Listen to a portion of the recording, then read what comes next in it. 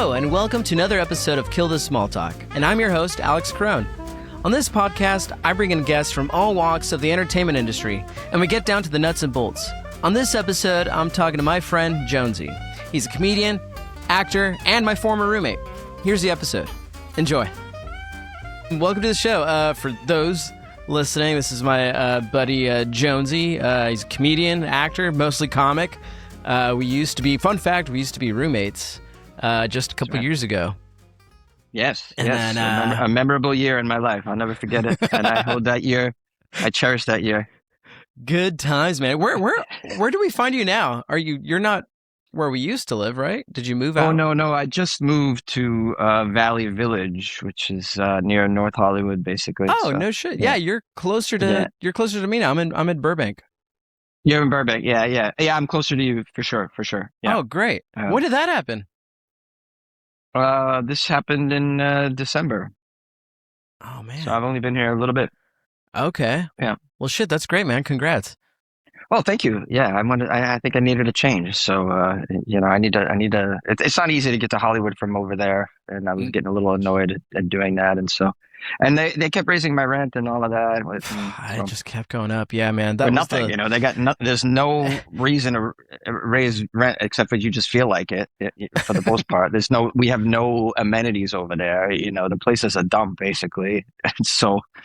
Yeah, there's just, so I said, I got to bounce. Yeah. But you know what? Despite all that, man, I actually do very much miss living in that neighborhood. That neighborhood was so great. All the restaurants and the bars. Yeah, it's a dope neighborhood. Yeah, it's pretty cute. It's a cute neighborhood. Very walkable. It's cozy. Yeah, walkable. Everyone's friendly. Everyone's all artsy and hipstery. Yeah. Your listeners are like, will you please tell us this magical neighborhood? What's it called? It's called Eagle Rock. Yeah, Eagle Rock. There's a big rock. It's in the shape of an eagle. You can look this up. It's true. Yeah, I did you ever do that hike? Because you can like hike near it. I've walked over towards it, but there's like a apparently there's a way to get on top of it, but I encountered fencing around it. I couldn't figure it out how to get up there because I'll trespass. I'm not above that, but I just couldn't figure out a way to get over this fence. Yeah. So, but apparently you can get up there. I didn't even know that. Yeah, I just knew that there was like a trail that you can like kind of get close to and see it. Just see the enormous Eagle Rock in front of you. But yeah, man, that neighborhood was great. I do miss living out there, and it was it was fun. It was fun living with you, man. We had some good times. Yeah, we had a great time. It was nice. That was a good experience. It was nice to have another like a musician, creative person in the house. Yeah, because otherwise it was just. You were telling me how quiet it was, and you were getting no interaction from the other from the previous roommate, and it was just like you were like, dude, like I'm getting cabin fever here. Oh yeah. I struck out with a couple of people that it's hard to choose a roommate when you don't have a lot of time to do it. You meet people off the internet and you talk to them and you hope that you pick someone who isn't a serial killer, but like it's hard. I can't run their credit. I don't have no idea what I'm dealing with. Yep. You look at their Instagram and you're like, all right, okay, maybe they don't look like a psycho. Like if you look at someone's Instagram, the kind, right? It's like it's just photos of their face. Like they just take a selfie alone all the time. Just my face, my face. Yeah. That's a killer. That's a killer. That's a narcissist. Yeah. You don't want to. You want to see friends, like family. You're perfect because you're the opposite of that. You have more friends than most people I know. You have so many friends and you have so much family. Like you're like super social guy. You're perfectly adjusted in that way. Like you're super social, Well, I don't know how your date, you were struggling in the dating world. Maybe you still are, but like your family and your friends and your social life is on point. Like you do it well. You do it well. Hey man, some of us are just are born lucky, and I'm extremely grateful for that. But I think how that happened was because I saw you, we were like acquaintances because I would bump into you at like comedy shows. I bumped into you at the Dime. I was going to watch someone else, and I was like, "Oh, hey, what's up, man?" Then I bumped into you. There was a a karaoke bar in Hollywood near my work, and sometimes my buddies and I would go just get a drink and sing, and then I bumped into you there. I was like, "Oh, dude, what's up?" We talked, and because they did Shay Freeman. Shay ran a Tuesday night comedy, and then he would host the comedy show, and then afterward he would host the karaoke as well. So Tuesday nights were great over there. Tuesday nights are so fun. I know, man. I wish he still did that. I didn't take advantage of it. I should have went more. I didn't think it would go away like it did. It's just gone. That was great. Yeah, what was the show? Ugly Baby Comedy. Ugly Baby Comedy. That's right. Yeah. And then I saw you again at the Comedy Chateau in North Hollywood, and that's when you were like, "Hey, like I'm looking for a roommate. Like, do you know anyone?" I was like, I'm looking to move back out here so I could be close to work and not have to drive freaking an hour and a half to get to work every day. Like, that sucked. So like that, it just worked out that way. And because we had, magical. It was magical. It was magical. Yeah, man. Actually, okay. So I usually do this thing called This or That. It's a game of just rapid fire questions. We do it towards like the middle of the show, but I'm going to try it out in the beginning of the show. So I'm just going to ask you a series of rapid questions. And you're going to, give me, without hesitating, just give me a straight up answer. However, if one of these questions leads you into like a story or like an anecdote or like it reminds you of something, feel free to, talk about that. And, don't be afraid if we get off tangent. Okay. Okay. And so, what if one of your questions emotionally triggers me? Then we'll have to ask Robbie to stop the recording and can I get off post? Can we pause so I can cry? wait, we could use this to your advantage. This could be a good clip to add to your actor reel. Get a clip of you crying. Okay, here we go. Okay, coffee or tea? Yeah, coffee, no doubt. Do you prefer having a Netflix or HBO? Oh, geez. Well, I don't have either of those. But if I was to choose one, it would be HBO because I find Netflix doesn't have enough old stuff. It's all most of it is new stuff, and I like the old. Yeah. I'm looking for old movies, 70s movies, 80s movies. Netflix has very little of that. Everything's 2020 and later. Most of it, a lot of it is. Yeah, and I'm not interested in watching any of that stuff. So yeah, I would go with HBO. I really like. That's a fair point. I like Canopy and Tubi, which are free platforms Canopy, for the most part. Man. Yeah, these are great. If you have a library card, you get Canopy for free. Kind of limited usage. They give you a certain amount of like movie tickets a month to spend, it's plenty for me. And Tubi's free. And they have a lot of old stuff, and I like I specifically like the genre horror. So Tubi has a ton of horror. Yeah. I really enjoy those two platforms, and I watch them the most. I don't pay for that stuff anymore, man. I had it forever. I had Netflix forever, and then they just went up and up and up. Come on, man. And they said I couldn't let someone else use my password. Like when they did that.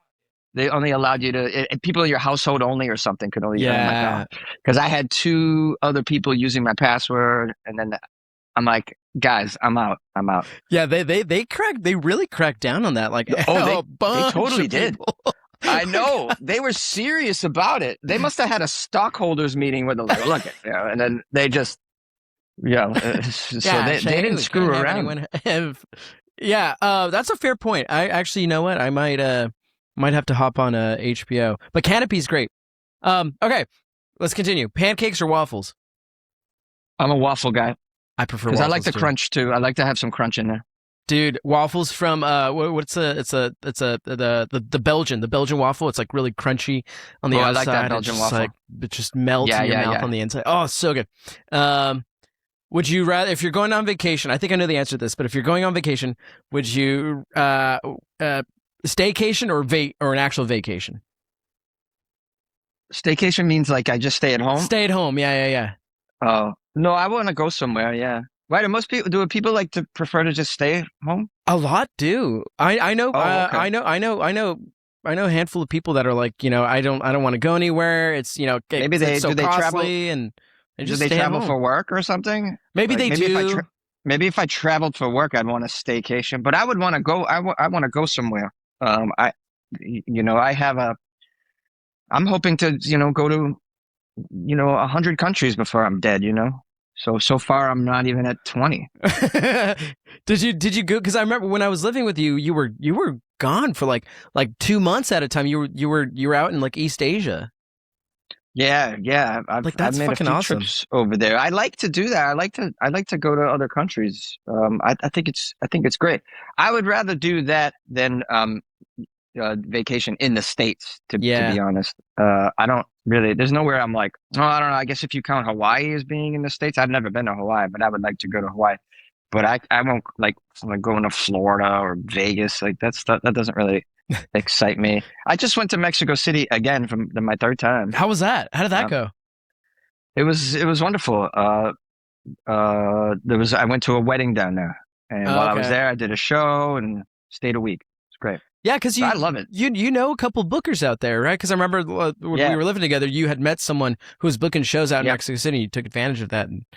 Yeah, this is every time I've gone down there, I've done shows. So yeah, I love it. I love the city. So I'm gonna go back again, maybe before the end of the year. I was just gonna ask, are you planning on any trips this summer or before the year ends? I'll go to back to the East Coast, so I'll go to Massachusetts and visit family. I'll probably stop in New York as well. But other than that, not really planning anything. One trip to Nashville, and I'll probably go to San Francisco to visit a relative and stay up there for a week. Yeah, not too much traveling going on. Not for the rest of the year. I don't really plan to do anything. It's like, money's tight this year. So, the price of gas here in Los Angeles is probably going to be like $10 a gallon in 2 weeks. So, I know. Yeah, with this, I got to kind of like, I got to plan the year out properly, money wise. All right, let's continue the rapid fire. Morning or night? Are you a morning person or night person? Night, yeah. Night person, yeah. Do you prefer listening to music or podcasts while driving? Music. That's a tough one, though. Music, though. I know. Music. Yeah, it's really tough. They're very close, but yeah, music. For me, if I listen to a podcast while I drive, and if I know it's going to be a long drive, I'll purposefully put on a podcast because it makes me feel like I'm in the room having a conversation with them, and it makes it seem like the time is going by quicker. And then I get to my location faster. It does seem like the drive goes by quicker when it's a podcast for some reason. Yeah, I'm more engaged. I'm more engaged. Yeah, I'm like, oh, what are they talking about? Okay. Do you have a podcast you can recommend me? Kill the Small Talk with Alex Caron. Smartless. Smartless is good. That's Will Arnett, Jason Bateman, Will Arnett, and Sean Hayes. I've seen an ad for them, the three of them on that thing. Yeah, what do they interview their Hollywood friends, or what do they do? Yeah, so they pretty much start off with just like kind of shooting the shit and talking about like how their week went, and then usually Jason and will pick on Sean, and then they'll do that for like 5-10 minutes, but every week each one of them will bring in a surprise guest, so the other two have no idea who it's going to be. And so so they're introducing the person who's bringing this guest in. They'll introduce them, and while they introduce them, the other two will have to guess. It's Naomi Watts. Oh yeah, it's Naomi Watts. And then that's how they'll finish off with the interview. And it's usually an actor that they know. It's an actor. It's a musician. It's director. It's sometimes it's not even any. Sometimes it's just like one time they had like Bill Gates. One time they had like Bill Gates. Yeah. Ooh. Wow. They had like Joe Biden on once. They had Joe Biden? Yeah, they did. Wow, they got Joe Biden. Wow, they're a big deal. That's cool. All right, this sounds great. I'll give this a shot. Yeah. Smartless. I like Smartless is fun. Anyways, summer or winter? Yeah, summer. Yeah, summer guy. Easy. Do you prefer watching comedies or dramas? Dramas. Yeah. Marvel or DC? I don't know. What?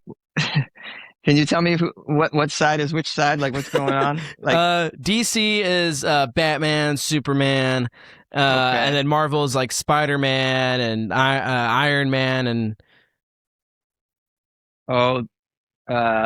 Then probably Batman and Superman. So what is that one? DC? Yeah, DC. So yeah, because I was.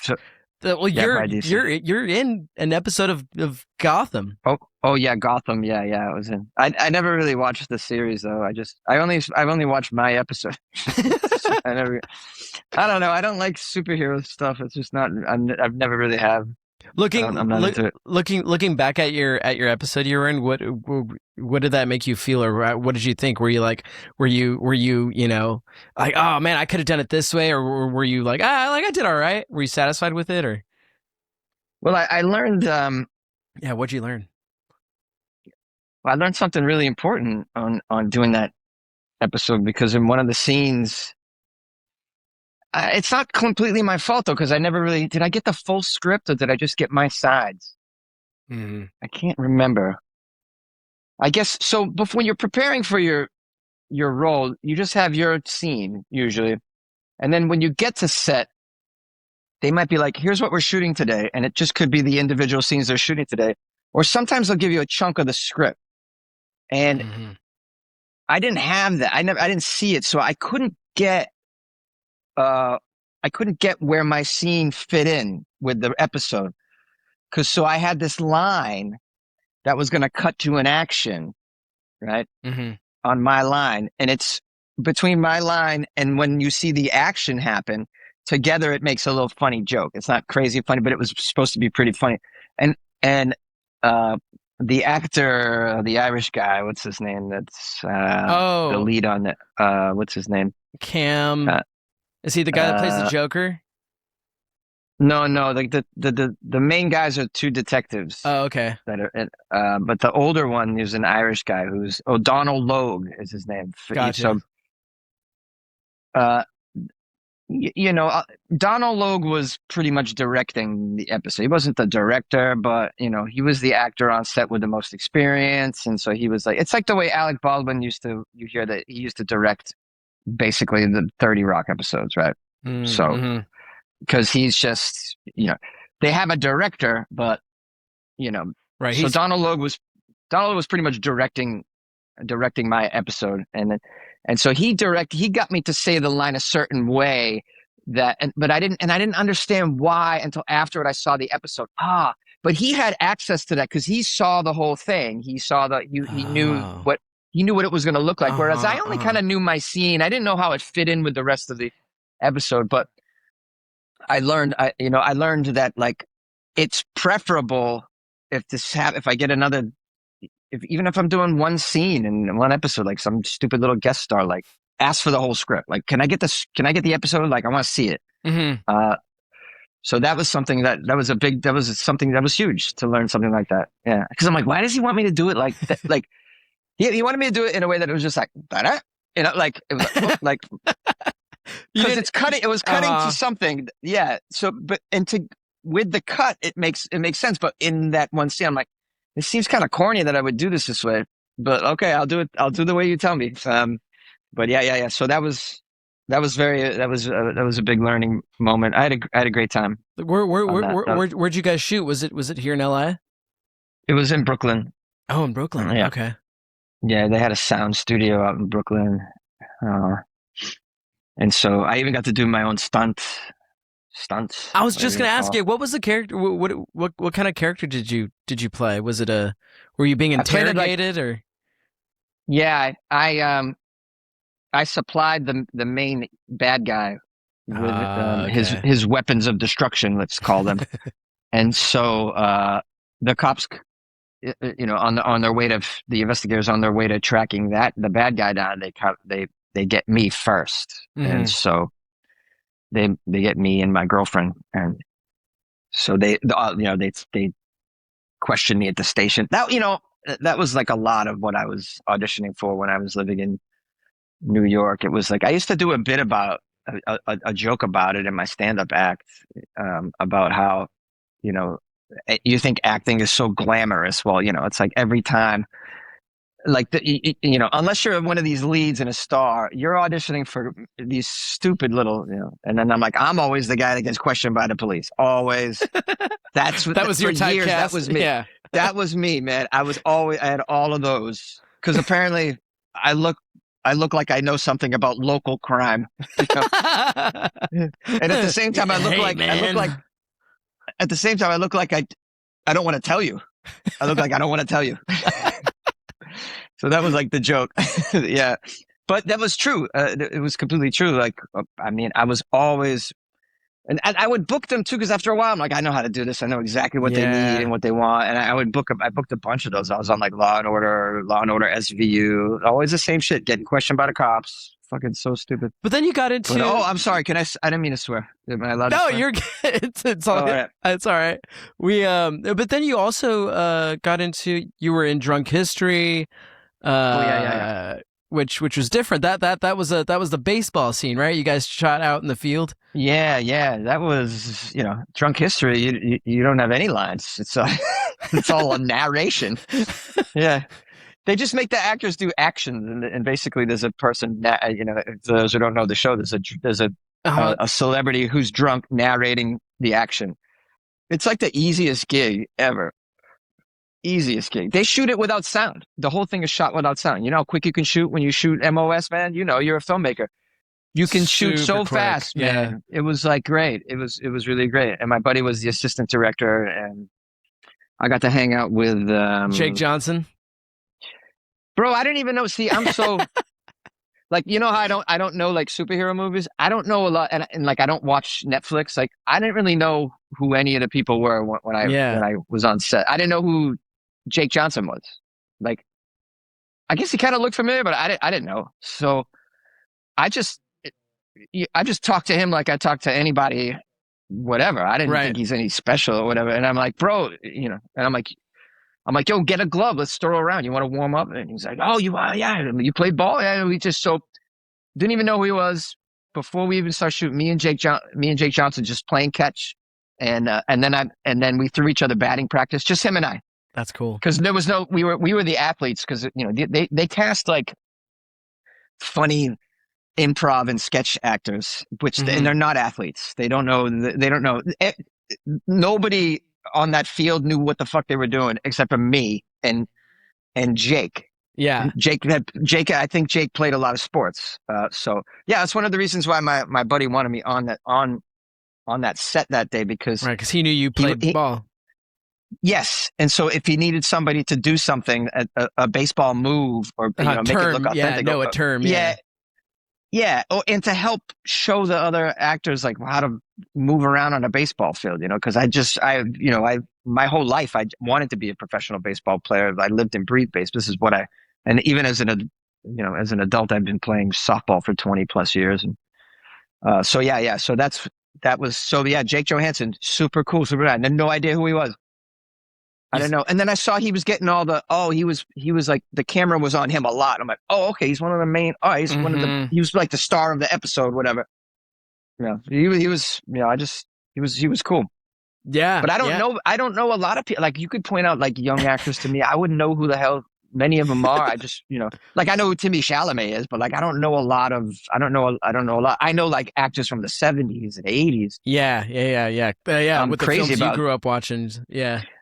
Yeah, and I still watch a lot of, you know, old movies. I'm crazy about old movies, man. I'm crazy about old directors. I just watched a long interview with Francis Ford Coppola this morning when I was drinking my coffee. I just love, you know, he's talking about Apocalypse Now, both Godfathers, The Conversation, you know, the movies he's made. Oh my God. And I've watched those. I've watched Apocalypse Now, who knows how many times. Same with The Conversation.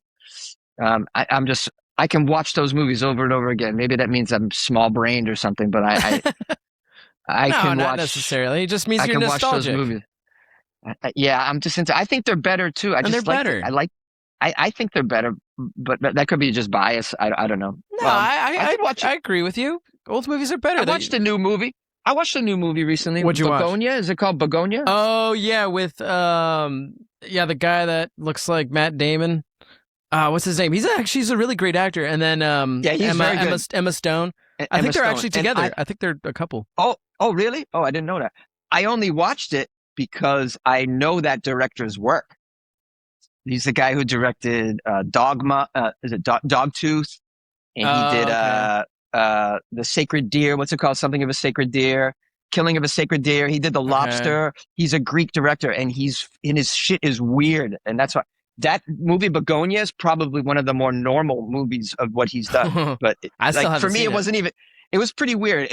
For me, it wasn't even weird enough. I was expecting like off the charts weird like his other movies. Yeah, you should watch his movies. His name is, he's got like one of these long Greek names, Stamilopoulos or whatever. Yeah. But that's the only reason why I watched this new movie. Like I won't watch any movie. Like I want to watch. I'll probably get around to it. I'll watch PTA's latest movie eventually. It was great because I heard it was really good. I love him. I love his stuff. So I will. I'll usually just cherry pick directors now. Like I'll watch any Wes Anderson movie that comes. I'll watch it. I mean, it doesn't. Obviously, I'll watch any Wes Anderson movie. Yeah, Scorsese, totally. I'll watch. I'll give him a. Did you like The Irishman? I don't know. I should give it another chance. I wasn't crazy about it. To be honest. I knocked out.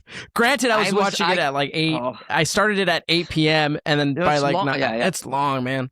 It's too much. Yeah, I by the time I shut it off, I knew I had another 2 hours, an hour 45 to go, and it was tough to get me back watching it again. Like, all right, we got to do this, okay. Whereas usually I can watch his movies and I can't wait to finish. Oh my god, like you watch Taxi Driver and it's over like that, man. Like it's so great. You're like, I wish it was longer. Goodfellas. Yeah, Mean Streets. One of my favorite movies of him is this quirky little comedy he did called, I think it's called The Night Of. Have you ever heard of this movie? No. It's a comedy about one night in New York City where this dude goes on like a blind, I forget the exact setup of it, but he meets a girl at a bar.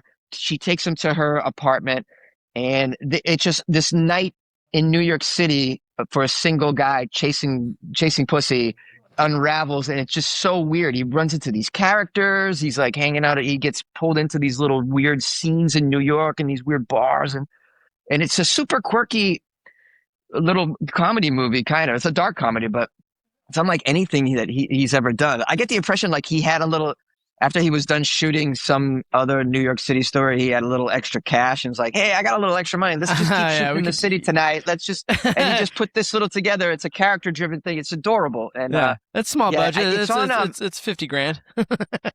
It's on, I think it's on one of the older, like the platforms that I like that you can watch. I think it's on Tubi. It might be on Tubi. Yeah, I think so. It's not a popular Scorsese movie by any means. People don't even know that he really, really did it. It's weird. Did he do Gangs in New York? Is that him too? I do believe he did do Gangs in New York. Yeah, that's right. Yeah. Yes. Oh shit. Hey. Okay. So. Rapid fire questions, but we have more. I have a comedy edition. So this is like, these are meant for you as a comedian, like what you prefer. Would you rather be on a roast battle or just do a normal set? Oh no, I've never done a roast battle. I'm not interested at all in that. I was just gonna ask, are you? Yeah. Yeah. I don't do that. I don't think I roasted a couple of friends for their birthday show, but I'm not interested in it. I think the roast battles are silly and cruel and really juvenile to be honest with you. And I think it's lazy. I can't stand them. Even like the Jeff Ross like style of roast, like would you watch like on those like when they roast a celebrity? Nah. I've watched some of those. Like I watched the Tom Brady one. I watched some of those. Again, they're like super. I don't know. It's so mean spirited. I don't know. People love that. I'm not crazy about that kind of comedy. I don't know. It's okay.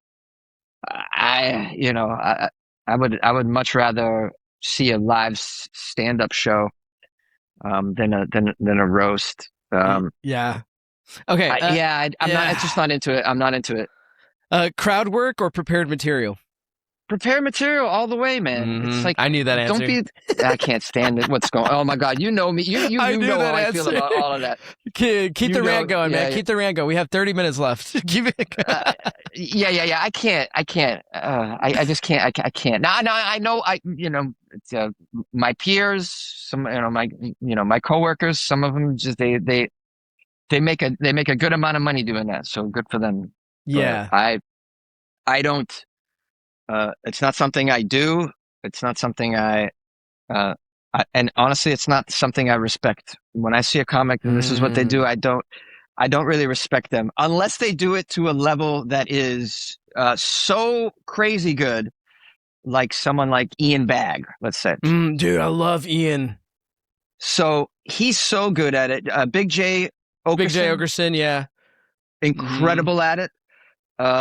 Jeff Curry. I don't think I know Jeff Curry. Oh, okay, yeah. Who's the other New York guy with the beard? He's really good at it as well. There's a few that that are probably like they're probably the top 5% of these crowd work comics that are just really gifted at it. And that I have respect for them because they do it at that level, but I don't. The rest of them, I just think it's a cop out. I just think it's, I don't know what that is. I don't know why. I don't know why you like. No one likes to create craft jokes or do jokes. I mean, I don't know. It's strange to me. It's strange to me. I don't get it. But then again, I don't. There's a lot of things I don't get. We all like different things, and I don't. Yeah, I wouldn't want to. Wouldn't you want to? I don't know. It seems like as your job as a comic is repeatability. Don't you want repeatability in your performance? Repeatability. Right. Oh, I can guarantee you. You tell a booker you want to work, right? Hey, if you bring me into your comedy club, I will be able to deliver laughs because here's what I do. I tell you, repeatability. Here's a clip of what it is. You can see it. Blah blah blah. Like what is the crowd work thing?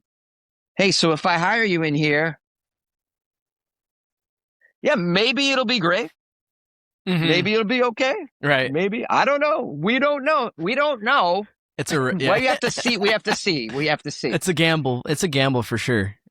They're half of their result is on the backs of the crowd, not even them. I wouldn't feel comfortable with that. I want it on my shoulders. Like I know what I'm doing. I can do this. It's repeatable. I've gotten this reaction over and over again because I've worked on these jokes. Not like, well, if hopefully the crowd will be quirky. There's a mutual friend of ours, Jason Collings, because what I like about him, and I respect him a lot as a comic, because he can find someone in the audience, or like he uses that energy when he like first starts and he like sits down on the stool, and he'll like it is crowd work, but it's so subtle and it's so smart because he does start it off with kind of crowd work, but he uses that to get into what he knows he's going to talk about. It's great. It's great to talk to the crowd. I wouldn't even call it crowd work, but that's why I'm like, it's one of the ways, one of the hacks to make your act sound, because this is what the audience now they're sophisticated. They want believability. They want the act to sound like it's happening for the first time with them. In real time, they want it to feel special. One of the ways to do that is to make it conversational. Another way is to speak to the crowd to get into your bits, because that also makes it conversational, and it makes them think that like, oh, you just came up with this right now. That's exactly how he does it. Yeah. Like, because you could, like, let's say you have a joke about, the whole cliche would be couples. All right. So hey, you guys are holding hands, been married, and now you have a married bit, and you go right into your married bit. Jason does a bit of that. And Jason actually is pretty good at crowd work too when he does it. Like he can do crowd work as well. Yeah, he's great like that. He's very good at both. He has good material and he can do crowd work. I think he does. I see him do crowd work, like actual crowd work. He'll do it. And I think he does it because he's bored of his material, because he's been doing this shit forever. And I think he gets a little bored. And some comics they do get bored of their material. And so they'll just screw around a little bit. They might do a couple of bits, or maybe they go, I'll start with a bit. Maybe I'll screw around in the middle because I'm bored, and I'll end with a bit. And then, but I think Jason gets a little bored sometimes. He's at the ha-ha. He's been there a million times. He starts screwing around. Yeah, totally. Yeah. And he can do it though. He's decent at the crowd work too. So it works out. I wouldn't call him a crowd work comedian. No, I wouldn't either. Yeah. I wouldn't either. Yeah. But you're right. He does talk to the crowd, and he uses that to get into exactly what he's going to talk about. He's good at that. Such a great. It's so good. It's such a great. I need to do more of that myself. I lose patience oftentimes. I just want to get into a bit. Yeah. I just want to get up there and get into a bit. But I have a bit about roommates, and I do in that bit. For instance, I'll go. I'll be so. Do you guys have roommates? And I'll go. You look like a lot of landowners, if I'm being honest. And right, so they all laugh. So it's a tiny little, just a crowd question, and I don't really want an answer because I want to say the line about. But it's like I talk to them about it, like they get it, and so it is a way to get into it. It would be great to do more of that. Every joke could have a way to get into it like that. If you were smart, you could do it that way and craft your act that way. And then it really pulls the crowd in. It's a really good, it's a great tool because it pulls them in, man. It really pulls them in. Well, they do like crowd work too, because they feel like they're being pulled in. They're part of the show.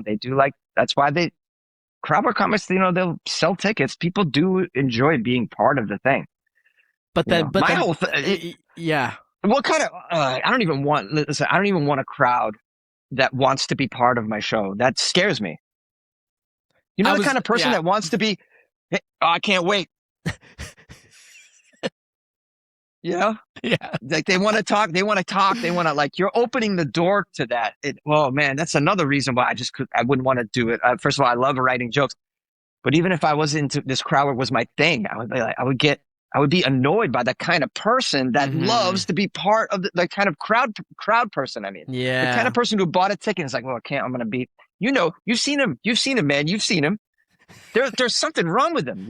There's something wrong with them. They have they think they're bigger than the comedian. They think like, oh no, it's about me. This show's about me. They sit up front sometimes. Psychos. Yeah. Man.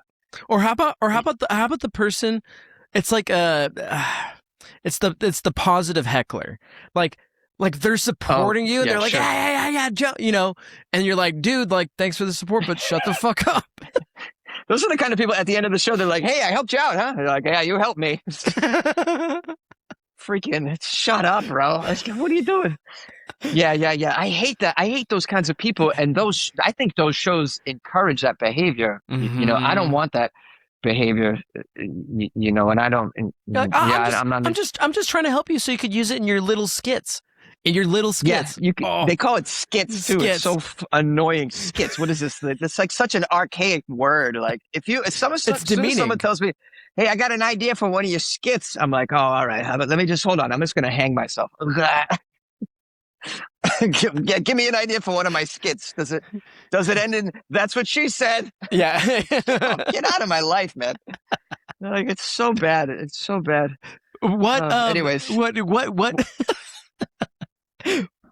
got you in? I don't know if I ever asked you this, like when I was like living with you, but what was your start in stand up? How'd you get into it? What was that? Oh, well, I heard you could make millions, so they all do.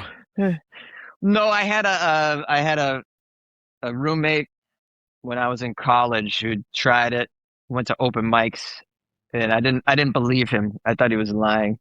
He goes, yeah, I went to a comedy open mic. I'm like, that's not a thing. I never heard of that before. I go, that's not a thing. He goes, yeah, man, there's a place in downtown Boston and they put you on for, you get 5 minutes. I'm like, what? I got to see this. When are you going? And then I go with him. I'm like, what? It was true. You could get up and it was bad open mic comedy. And my roommate he actually was better than most of the other ones. I was just going to ask, was he decent? Yeah, he was a funny guy. He kind of got it. And then then we drive home afterward and we talk about it, and I'm like, yeah, you could say this, so and I saw, okay, like I was into what he just did and helping him, right? Yeah, and I had suggestions, and then I'm thinking, and then afterward I thought, yeah, all right, well, maybe I'll go with you again, maybe I'll give it a try, I'll come up with something, and I did, and went, and it was hard, it's like an open mic. There was probably the bartender and two customers, and then some comedians. It's really bad. It was at a Howard Johnson's hotel bar. It was really bad. Man. Yeah, it's not even there. I didn't think it's there anymore. It's behind Fenway Park. Yeah, and it didn't go like I had hoped, but I still was, and then him and I on the ride home, like, oh man, you should have tried this. Oh, I could have did that. Oh yeah. What's funny? Oh yeah, and I'm like, this is kind of like a puzzle. We're trying to figure this out, and I've always been a funny person, and I thought, well, man, I think I can be funny up there, and I just kind of challenged myself, like, man, I'm gonna do this again, because I think I can be funny up there somehow. I think I can figure this out. I wasn't afraid, because I had sung in some like live music before. I was just gonna say, yeah, I'm sure that helped, yeah, because you were singing in live bands, and so you had that stage presence, and yeah, I wasn't afraid to get up there like with the mic, and I think that's, if you've never been on a mic in front, even if you've never done karaoke, it's like, just imagine going and doing stand up for the first time. You've never even been on a microphone in front of strangers before. I mean, that has got to be, that's just nerve-wracking. That is such a frightening experience. But I had already sang many times, and I had done karaoke many times. I was underage, and I had done karaoke, snuck into places. Weren't you a singer of a Red Hot Chili Peppers cover band, like a tribute band? Yeah, that was after. That was afterwards. But yeah, okay. Yeah, that was in New York City, when I lived in New York City. But prior to that, I wasn't in a specific cover band like that. That was the only time I was in a specific tribute cover band. I was just in, like, I sang in general cover bands where I did classic rock. I did, 90s, early 2000s stuff, 80s stuff, funk. I did a lot of funk. And R&B stuff. So I had done just general cover stuff. And they had a great time. But, I needed something more thrilling. That was stand-up. I mean, it's not, you singing in a cover band. It's like, it's fun. It's not scary. Yeah. You're singing songs everybody already loves. Already knows. Yeah. You're not writing them. Yeah. Yeah, it's not even like you're doing your own original music, which is more vulnerable and could be scary. Like, how are they going to take this shit? Will they like it? I don't know. Will they like it? You hear bands being opening for another band getting booed off stage or whatever. Like people, your original shit, people may not like it, but I'm singing September by Earth, Wind and Fire. Everybody loves September. Yeah. We did a couple of Michael Jackson songs in one of the bands I was in. So like I was singing, or I'm doing a Pearl Jam song. Everybody loves even that flow stuff. So the risk was no risk. It was no risk. And also I'm not up there alone either. I got people with me. Yeah, you got people to back you up. Yeah, you got your drummer, you got your bassist. Yeah. So doing stand up is, I didn't know how it was going to go. You're all, it's all coming from you. It's all your originality, your original ideas. And I got nobody up there helping me out, backing me up. It's just it all falls on you. And so I was like, oh, this is hard. This is different. See, that's one of the greatest things about stand-up. And that's like one of the scariest things. It's like, okay, well, like I don't have a boss. It's me. I don't have to collaborate with a bunch of other people, because some people aren't good at collaborating. I'm better when I work by myself. But then there's the aspect of like, everything's on me. It's like, oh fuck. I was gonna ask you, what do you remember that transition from when you were doing like open mics, and then you were like, okay, like I'm doing 5-minute sets to 10-minute sets, and then you were like, when was that moment you were like, okay, like I'm taking this seriously, and I'm like, it's paying me well enough to where I can quit my day job essentially? What was that moment? Oh no, I've never been able to. Stand up never paid me enough to quit my job. Never. No. It was it was doing commercials in New York City and voiceovers. That's what allowed me to never have to work a regular job again. That was in like 2005. Right. No, I never made a lot of money doing. I still haven't made a lot of money doing stand up. I don't make that much doing it, you know. But like, it's because I was just gonna say, because like, well, you've got your Weird AF News podcast that has that has gotten some success. Did you like from when I was living with you, dude? You're doing it 5 days a week. Still enough to I'm where still doing it. You're not working a normal 9 to 5 job. Like, that's fucking cool. And you have fans that send you gifts and shit. Like, that's awesome. Yeah, I'm lucky to have that. That podcast has been really great. Yeah. So, how did you come up with the concept for Weird AF News? What was the genesis of that? Well, a buddy of mine reached out to me years ago and said, "Hey, I'm working for this podcast platform, and we're trying to get people to use it. It was the first one where you could record and edit a podcast on your phone. You didn't need to buy a microphone. Like, prior to that, you didn't need this. You had to have a setup. You had to have recording software, and you had to have a microphone and an interface to go through your laptop or something like that. So, you think of your Audacities and, all of this stuff. Scarlett. Scarlett, or the simple one that came with every Mac, the audio GarageBand. Yeah, you can use GarageBand. Yeah. Yeah, so this was the first app that was like it was an app all built in the phone. You just grab your phone and you just talk into it and record, and then you could edit it and you could put a little transition in, sound effects. It was like it did all these cool little bells and whistles. And so they're like, we think this is cool, but no one's using our app, so we want to get some professionals on it using it. So this guy was like, I'm reaching out to some comedian friends of mine, including me. Said, like, do you want to do a show? We'll pay you to do a show on here, but it's got to be every day. You have to record an episode every day, whatever it is. So, or maybe it was 6 days a week and we took Sunday off, something like that. And he goes, so we're doing they wanted a minimum of 5 minutes. Oh shit. And there wasn't a maximum, but they're like, just, do short. They preferred short. So it was like, they had a menu of shows that they wanted to do. So, but they were all shows that you would do daily, news shows. So it was tech news, celebrity news, sports news. I don't know, any kind of, whatever, all those categories, that they were all news, and there was like 10 of them. And I didn't like any of them, and I didn't know anything about any of them except for sports. So I go, all right, I'll do the sports one. And then my buddy's like, oh, sorry, that's the one I'm doing. I'm like, oh, you're doing that? Okay. So, all right. I go, well, I don't like any of the others. I can't talk about any of that every day. Even if I read I wasn't interested in, like, or read about today in tech news, Google. Well, I mean, I don't know. So I go, well, what if I make up my own show? And he's like, well, what would it be? I go, I don't know, weird news. I'll do weird news. I'll make it funny. He goes, all right, well, why don't you come up with a sample? So I go and I just looked up weird news. I read this thing and I inserted jokes. I did like some voices for the characters that were being interviewed or whatever, and trying to make it funny. Did another one, put it together, sent it over. And he's like, yeah, this is going to be this is a show. This is a show. You're doing the weird news. Yeah. You're the weird news guy. I go, you got a okay. concept. Yeah. And he goes, okay, so he paid me $1,000 a month to do this thing. And I did it every day, but quick. So did a little weird news story once a day.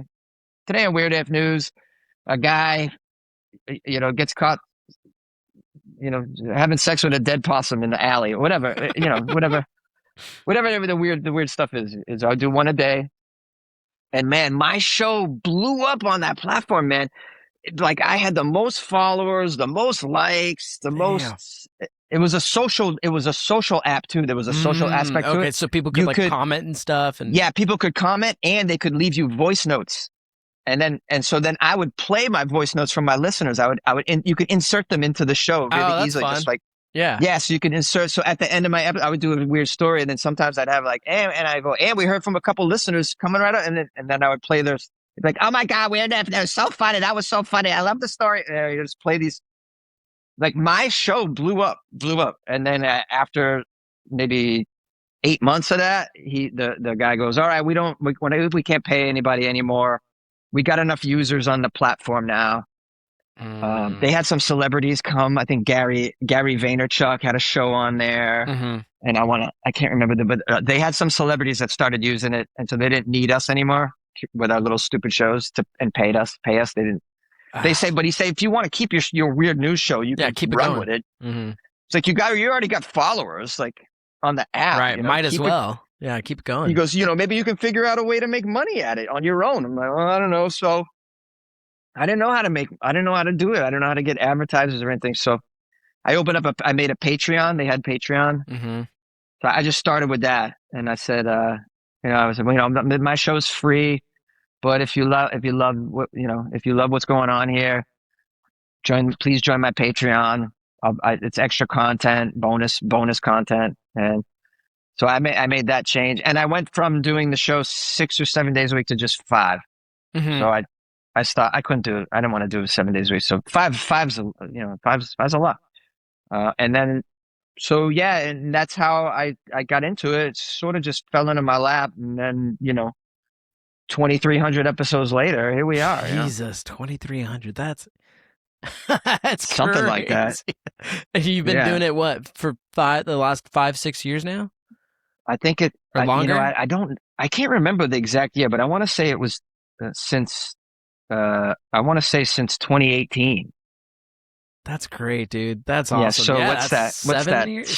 7+ years? Jesus. Something like that. Yeah. Congrats, man. That almost 10-year anniversary coming up in a couple years. Yeah. 8 million downloads. Oh, that's awesome, man. Congrats on that, dude. That's awesome. Yeah, it's something. It worked out. And before we have a few minutes left, I wanted to ask you: I usually like asking comedians and actors if they have, like, especially if it's an actor who does theater. Do you have any any comedy horror stories? Like you were at a show somewhere and then something crazy or wacky, or you forgot what you were going to say and you're sweating bullets. Anything like that happen? But I mean, I got in a fight on stage before. Well, I was attacked. You were attacked? Yeah, I was attacked on stage before, just once. Oh man. Yeah. That happened. I was partly to blame. I was antagonizing the guy a lot. I asked him to fight. Oh man. Yeah. I said let's step outside. And I put the microphone down, and his buddy ran at me from the side and started choking me. No shit. I didn't see it. I didn't see him coming. I never even got to fight the guy I wanted to fight. His buddy came and grabbed me first and started choking me, and then I punched his buddy in the eye. And I'll never forget it. This guy's head was so bulbous. This guy's head, he was so big and fat, man. My fist went into his eye socket. This went in. And I pulled it out, and it had no effect on him. It was like I punched the blob. It was impenetrable. Like an old jiggle. Yeah, it was only when the comedians jumped on him and pulled him off me. Otherwise, I would have never been able to get it. Was that Boston, New York, or was that LA? No, I was in Queens. A show I ran in Queens. Yeah, and then the guy I wanted to fight, while the melee was going, he ran over to the PA system and grabbed the cable and goes, "This fucking show is over!" And he cut it with a knife. He had a knife and he cut it. So dramatic. He had an Irish accent too. He was like, "This fucking show is over. It's over. 1, 2, 3, it's over." And he cut that mic cable, man. And yeah, the show was over for sure. But the show was already over. There was a fight going on. It wasn't like I was going to, but I'm not going to be like, okay, all right, everybody. seats, everybody back in your seats. Okay, we're gonna it was done at that point, anyways. Yeah, so yeah, that's what happens when you produce a comedy show in a little neighborhood bar where the regulars don't want it. That's what happened. These older dudes hated it. Yeah. Their Wednesday night was screwed up now. Yeah. They kept coming in with these comedians. They had to turn the TVs off. Yep. They couldn't just go to another bar across the street for an hour and a half. No. They had to talk real loud. They would just purposely talk like, you know what? We're going to be so loud that to disturb this show. Yeah, we're going to sabotage it. By the time the fourth show, I had just had it. I had it. And I had it with these guys. And so I was like, I'm fighting you. I'm fucking fighting you. Let's go outside. One of them. Oh man. And but that wasn't the right way to do it either. I was that's not mature. I was in the wrong too. That's not professional. Yeah. But what could I mean? The bartender wasn't helping, man. I'm like, yo, to get these guys to, right. If you don't do something, I'm going to have to do something. I felt bad for my comedians because every time they get up, these guys would laugh, and I'm like, I'm trying to, look at, you want to heckle when I'm up here, that's fine. But like, I'm bringing comics up. I'm getting them to come. These are my friends to come and do my show at this bar in Queens, and now they're getting like, what's with the guys yelling at, I'm like, so anyways, yeah, that happens a lot. Those scenarios with the small town bar. Yeah, they were like, what? A show. Were they biker dudes or something? And the regulars don't want it because it's destroyed their routine. Mm-hmm. Like now the TVs are on mute. I can't use the jukebox, and someone's telling me to shush. Yeah, like you know how much money those guys probably have dropped in that bar over the years. They've like spent all this money, and now they're being told they can't. They have to keep their voice down. They don't. They do not like that.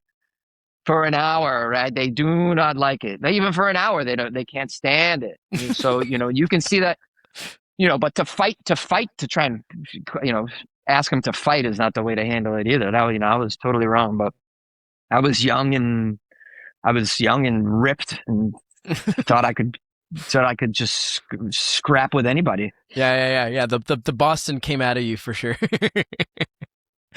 I was gonna wipe the floor with him. He was gonna get it. He was an older guy though, but it was gonna go down outside. It would have been, But that's wrong. I'm glad I shouldn't have done that. I mean, what am I gonna beat up an older guy like that? Beat up an old man, an old Irish man because he wants to have his Guinness and talk to his buddy? Like that's not right. Yeah, watch the Yankees. Yeah, man. Hey, you survived. You're here. You're still doing. You got your successful podcast. You're performing all over LA. Do you have any? This is the moment you plug in shows. Are you performing anywhere anytime soon? Yeah, this weekend. I don't know when this is. This will be out Wednesday. Oh, okay. Yeah, Friday night I'm in Long Beach at the Laugh Factory, and Saturday night I'm doing a show in Pasadena at some club. I forget. It might be a private club. I'm not really sure. I think the public can attend it though, regardless. But all that information will be on my Instagram at Funny Jones. Funny Jones. If anyone's interested in that, and then, but most of the shows, because I'm not really traveling too much, most of the shows are in SoCal for the time being. So anyone in SoCal.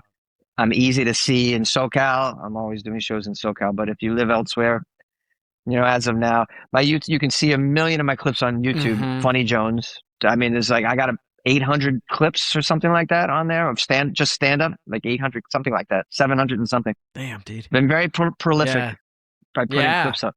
And then, what I like to pimp out the most of is my podcast, Weird AF News, available on all podcast players. That's 5 days a week of weird news. Monday through Thursday, weird news from all over the world, and then on Friday, only weird news from Florida. That's what. Yeah, I Florida. forgot you had the Florida. Florida Friday. Yeah, so dude, stupid. You could do Florida ridiculous. 5 days a week. You could. You really could. I can't believe what's going on. Like, it's just out of control over there. But yes, people love the Florida episode the most. I bet. So that one, yeah, that's very popular. Yeah, Florida but Fridays. The weird news is, yeah, and I don't swear on the podcast. It can be enjoyed by most different, most walks of life, most ages, and people can enjoy the show. And I try to make it funny.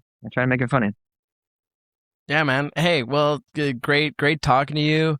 Again, everyone, you could find him on Instagram at Funny Jones, also on YouTube, and then follow his. He's a fellow podcaster. Follow him at Weird AF News. It's really funny. It's entertaining, and you'll hear some of the weirdest shit. It's current. Yeah. By the way, it's like, current. That's right. Yeah, I'm not doing like weird news from 10 years ago. I'm doing weird news from this week. True stuff that's most of it's once in a while a fake story, fake news slips through the cracks, but 99.9% of the stories are completely true. Just really bizarre stuff. The more bizarre, the better. I like the weird stuff. But yeah, weird, true news, current news, stuff that you're not going to get on mainstream news. It's just, and right now mainstream news is depressing, man. I mean, I don't know who wants to. Who wants that, right? Don't. Bro, every day war and every day is awful, right? So at least with my news, you can listen to it every day and it's not going to make you want to kill yourself. So it's pretty cool. Well, unless it's the Florida one. Oh, God. Yeah, the Florida one might. Yeah. Florida, man. Well, thanks for being on here. I really appreciate it. I'm glad I finally got you on. And everyone give him a follow. Thanks for being here, man. Good talking to you. Thank you for having me, buddy. It's great to see you. Anytime, if you ever want to have me back, I would be overjoyed. Thanks for listening to this week's episode. Make sure to like, follow, and subscribe so you'll get notifications when new episodes drop. Thanks to my guest, Jonesy. Music by Mark Fabian. Produced and engineered by Robert Altschuler. Recorded by Command Creative Studios. Make sure to follow us on Instagram at Kill the Small Talk Podcast and at Command Creative Studios. We'll see you next time. Bye.